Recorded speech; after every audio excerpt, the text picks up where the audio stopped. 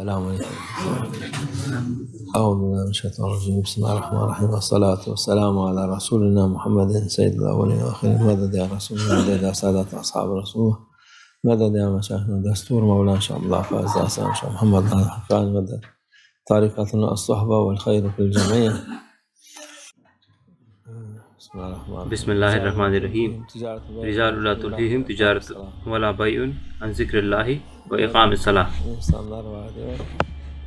ایسے لوگ ہیں جن کو نہ تو اس دنیا کی تجارت نہ ہی کچھ اور ان کا دھیان بٹا سکتی ہے اللہ کے ذکر کرنے سے، اور نہ ہی اللہ کی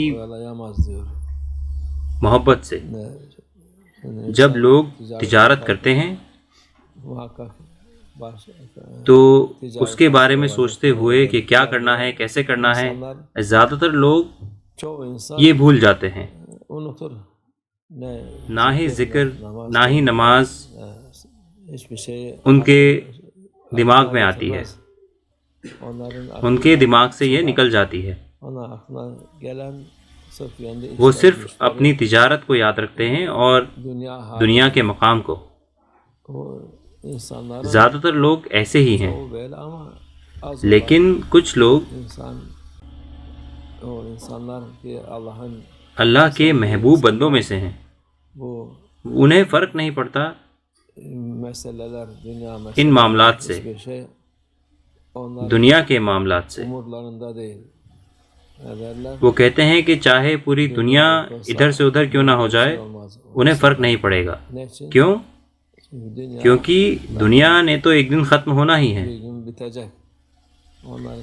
ان کے لیے اللہ عز و جل کو یاد کرنا زیادہ ضروری ہے، جس کا کوئی آخر نہیں ہے.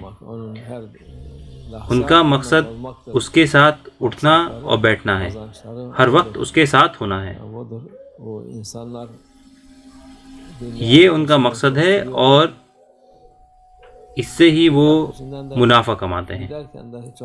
لوگ دنیا کے پیچھے بھاگ رہے ہیں اور اس کے پیچھے بھاگتے بھاگتے اگر وہ اللہ کو یاد کر لیں تو وہ ان کے لیے فائدہ مند ہوگا. لیکن آج کل کے لوگ اس کو بالکل بھی یاد نہیں کرتے. یاد کرنا تو چھوڑیں، وہ یقین ہی نہیں کرتے.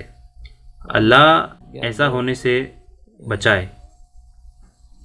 وہ لوگ اس کی ذمہ داری اٹھاتے ہیں. ہمارا کام اللہ کے ساتھ ہونا ہے. تجارت، دنیا، خریداری اور پیسہ ان کو پہلے نہ رکھیں، ان کو اپنے دلوں میں نہ رکھیں. اللہ عز و جل کو اپنے دل میں رکھیں. اللہ ایسے لوگوں سے محبت کرتا ہے. اس طرح کے لوگ، ان سے اللہ محبت کرتا ہے. کیا آپ کسی سے محبت کریں گے جو آپ کو یاد ہی نہیں کرتا؟ آپ نہیں کرتے. یہ اللہ عز و جل ہے جس نے ہمیں سب چیزیں دی ہیں. ہر نعمت اس نے دی ہے، ہمیں اس کو یاد رکھنا چاہیے. باقی چیزیں آپ کو عبادت سے یا اس کی اطاعت کرنے سے نہ روکیں. اللہ کے ساتھ رہیں انشاءاللہ. ومن اللہ توفیق. الفاتحہ.